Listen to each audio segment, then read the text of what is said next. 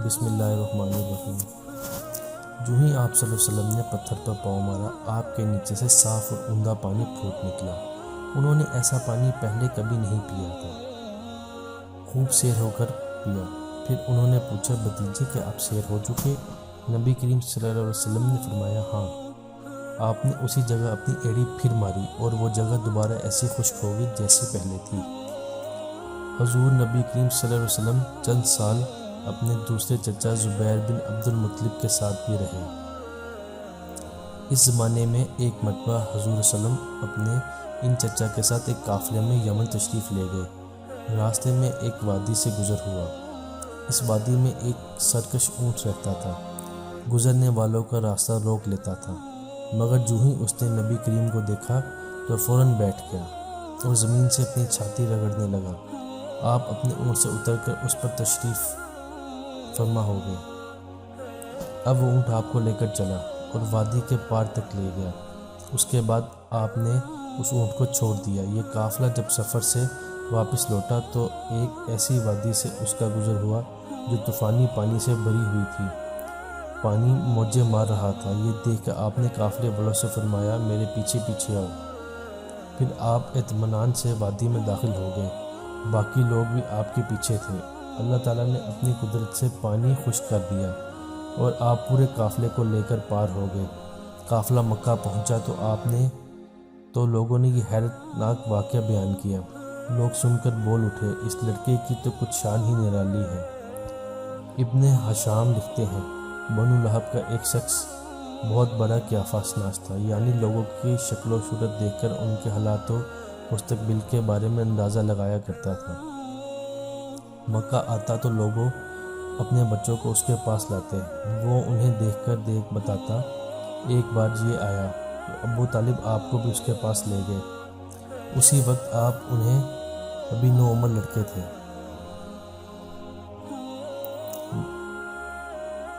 مکہ آتا تو لوگ اپنے بچوں کو اس کے پاس لاتے، وہ انہیں دیکھ کر ان کے بارے میں بتاتا تھا۔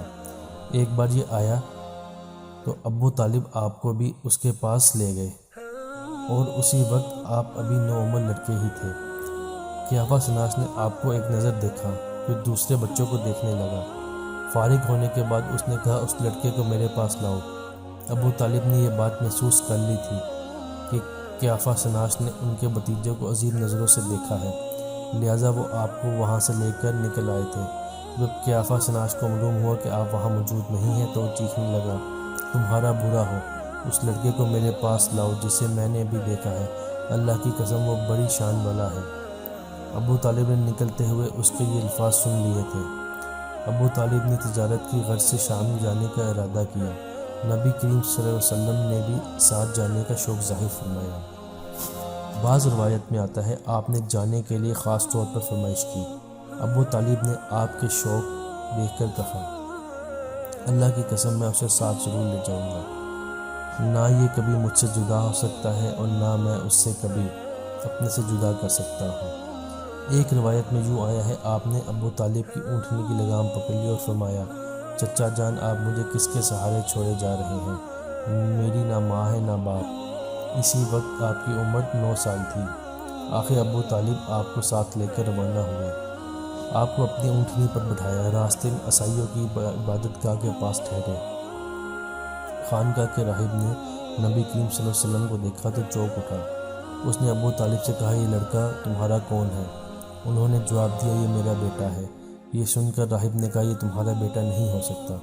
یہ سن کر ابو طالب بہت حیران ہوئے، بولے، کیا مطلب؟ یہ کیوں میرا بیٹا نہیں ہو سکتا بھلا؟ اس نے کہا، یہ ممکن ہی نہیں، اس لڑکے کا باپ زندہ ہو، یہ نبی ہے۔ مطلب یہ تھا اس میں جو نشانیاں ہیں وہ دنیا کے آخری نبی کی ہیں، اور ان کی ایک علامت یہ بھی ہے کہ وہ یتیم ہو گئے۔ ان کے باپ کا انتقال اسی زمانے میں ہو جائے گا جبکہ وہ ابھی پیدا ہونے والے ہوں گے۔ اس لڑکے میں آنے والی نبی کی تمام علامات موجود ہیں۔ ان کی ایک نشانی یہ ہے کہ بچپن میں ان کی والدہ کا انتقال ہو جائے گا۔ اب ابو طالب نے اس راہب سے پوچھا، نبی کیا ہوتا ہے؟ راہب نے کہا، نبی وہ ہوتا ہے جس کے پاس آسمان سے خبریں آتی ہیں اور پھر وہ زمین والوں کو ان کی اطلاع دیتا ہے۔ تم یہودیوں سے اس لڑکی کی حفاظت کرنا۔ اس کے بعد ابو طالب وہاں سے آگے روانہ ہوئے۔ راستے میں ایک اور راہب کے پاس ٹھہرے، یہ بھی ایک خانقاہ تھا۔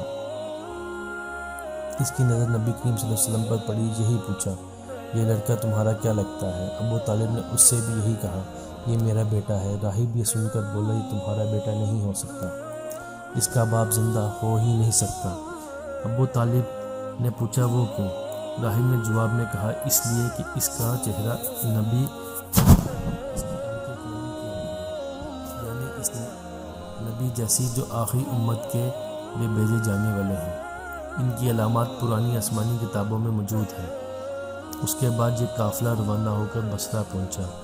یہاں بحیرہ نام کا ایک راہب اپنی خانقاہ میں رہتا تھا۔ اس کا اصل نام جرجیس تھا، بحیرہ اس کا لقب تھا۔ وہ بہت زبردست عالم تھا۔ حضرت عیسیٰ علیہ السلام کے زمانے سے اس خانقاہ کا راہب نسل در نسل یہ عالم فاضل خاندان ہی چلا آ رہا تھا۔ اس طرح اس زمانے میں اس کا سب سے بڑا عالم بحیرہ ہی تھا۔ قریش کے لوگ اکثر بحیرہ کے پاس گزرا کرتے تھے، مگر اس نے کبھی ان سے کوئی بات نہیں کی تھی۔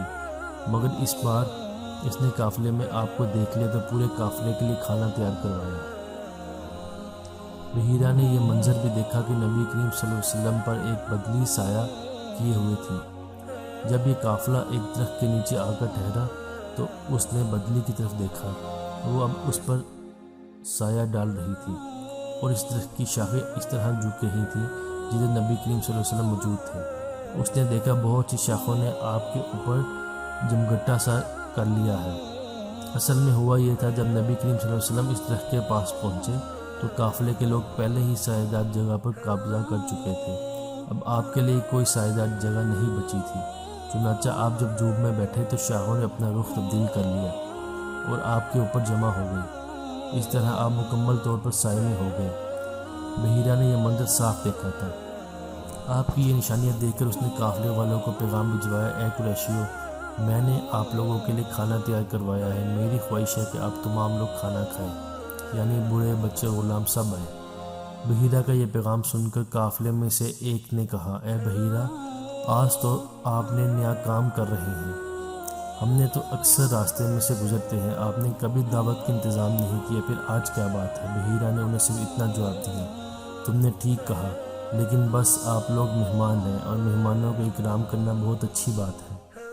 اس طرح تمام لوگ بحیرہ کے پاس پہنچ گئے، لیکن اللہ کے رسول صلی اللہ علیہ وسلم ان کے ساتھ نہیں تھے، انہیں پڑاؤ میں ہی چھوڑ دیا گیا تھا۔